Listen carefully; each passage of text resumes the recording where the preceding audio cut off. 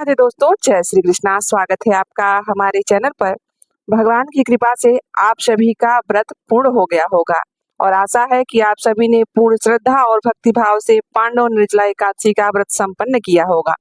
सनातन धर्म में निर्जला एकादशी को सभी एकादशियों में सर्वश्रेष्ठ माना गया है। यह केवल एक व्रत नहीं है, बल्कि आत्मशुद्धि, संयम और भगवान विष्णु की कृपा प्राप्ति का सबसे दिव्य अवसर है। लेकिन क्या आप जानते हैं कि एकादशी व्रत तभी पूर्ण माना जाता है जब उसका पारण सही समय और शास्त्रों में बताए गए नियमों के अनुसार किया जाए। बहुत से लोग, बहुत से भक्त, बहुत से व्रत धारण करने वाले लोग मन में यह सोचते हैं कि क्या निर्जला एकादशी का पारण किसी समय करना चाहिए, पारण का सही विधि क्या है, क्या दान देना चाहिए और व्रत खोलते समय कौन सी ऐसी बातें हैं जिनका ध्यान जरूर रखना चाहिए। इसलिए आज की इस वीडियो में हम आपको इस निर्जला एकादशी के व्रत की संपूर्ण विधि सरल तरीके से बताने जा रहे हैं। इसलिए इस वीडियो के अंत तक बने रहिएगा ताकि आपको पूरी जानकारी प्राप्त हो सके। तो दोस्तों, वर्ष 2026 में निर्जला एकादशी का पारण 26 जून शुक्रवार को किया जाएगा। पारण का जो शुभ समय होगा वह प्रातः 5:25 से लेकर 10:05 तक रहने वाला है। ऐसे में शास्त्रों के अनुसार इसी समयावधि में भीतर जो भी व्रती होंगे उनको व्रत का पारण करना चाहिए और यही आपको आपके उत्तम फल की प्राप्ति कराता है। द्वादशी तिथि के दिन प्रातः ब्रह्म मुहूर्त में उठकर नित्य क्रिया से निवृत्त होकर स्नान इत्यादि करके, यदि आपके पास गंगा जमुना जैसी कोई नदी हो तो आप उसमें स्नान कर सकते हैं।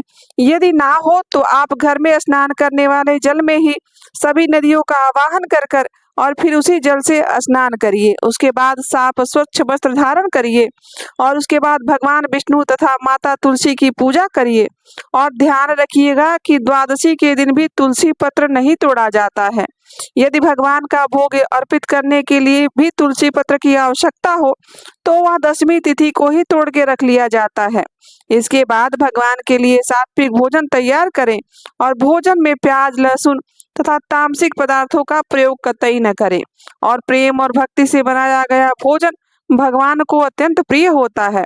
ऐसे में जो आप भोग तैयार करें, जो भगवान के लिए भोजन बना रहे हैं, उसमें तुलसी दल रखकर और भगवान विष्णु को अर्पित करिए, उन्हें भोग लगाइए और उनकी कृपा के लिए प्रार्थना करिए। जब पारण का समय हो जाए तो भगवान के समक्ष खड़े होकर हाथ जोड़कर प्रार्थना करिए कि हे प्रभु, हे हरि, यदि इस व्रत में मुझसे कोई भूल हो गई हो तो मुझे क्षमा करिए और मुझे सद्बुद्धि दीजिए, साथ ही भक्ति और धर्म के मार्ग पर चलने की शक्ति प्रदान कीजिए। उसके बाद भगवान से संसार की वस्तुएं मांगने की अपेक्षा उनकी भक्ति मांगना और सबसे बड़ा वरदान होता है। यदि भगवान की कृपा और भक्ति प्राप्त हो जाए तो जीवन वैसे ही सरल हो जाता है। निर्जला एकादशी के पारण के समय दान का भी बहुत विशेष महत्व बताया गया है। अपनी श्रद्धा और सामर्थ्य के अनुसार आप जल से भरा घड़ा, फल, अन्न, वस्त्र, छाता, जूता, गौ सेवा, मान लीजिए गौ सेवा जब बोला जाता है तो ऐसा नहीं है कि आप गाय खरीद कर गाय ही दान करें। गौ सेवा के निमित्त भी कुछ मंदिर में दान दक्षिणा दे सकते हैं। शास्त्रों में कहा गया है कि इस दिन किया गया दान अक्षय पुण्यपन फल प्रदान करता है और भगवान विष्णु की अत्यंत प्रिय हो जाता है वह व्यक्ति जो इस दिन दान और पुण्य करता है। चलिए अब बात कर लेते हैं व्रत के पारण की। यदि आपने पूर्ण निर्जल उपवास रखा है तो सबसे पहले भगवान को अर्पित किया गया हुआ जो जल या चरणामृत रखा गया है उसे ग्रहण करिए और ध्यान रखिए कि पूरे दिन के उपवास के बाद एक साथ बहुत अधिक पानी पीना आपके स्वास्थ्य के लिए उचित नहीं है, इसलिए धीरे धीरे थोड़ा जल ग्रहण करिए। इसके बाद आप नारियल पानी, नींबू पानी या गुड़ से मिला हुआ जल भी पी सकते हैं। इससे आपके जो शरीर की ऊर्जा रहती है और आपका पाचन तंत्र रहता है वह धीरे धीरे सामान्य रूप से कार्य करना शुरू कर देगा। लगभग 1 घंटे बाद आप हल्का सात्विक भोजन ग्रहण कर सकते हैं, जिसमें मूंग का दाल भगवान को चढ़ाया गया कुछ हल्का जो प्रसाद हो उसमें ध्यान रखिएगा कि कोई भी तला भुना या मसालेदार चीज एकाएक न खाइए। ऐसा खाने से आपके स्वास्थ्य को नुकसान हो सकता है। इसलिए जो भी वस्तु आप पारण में उपयोग करें, ये शुद्ध सात्विक तो होना ही चाहिए, साथ ही साथ वह हल्का होना चाहिए, जिससे आपका पाचन तंत्र ठीक रहे और खाकर उसे आप आसानी से पचा सके। और जो भी भक्त एकादशी के दिन जल, फल या दूध ग्रहण किए थे, वो पारण के समय सीधे सात्विक अन्न प्रसाद लेकर ही अपना व्रत खोल सकते हैं। फिर भी उन्हें भी हल्का और सुपाच्य भोजन ही करना चाहिए।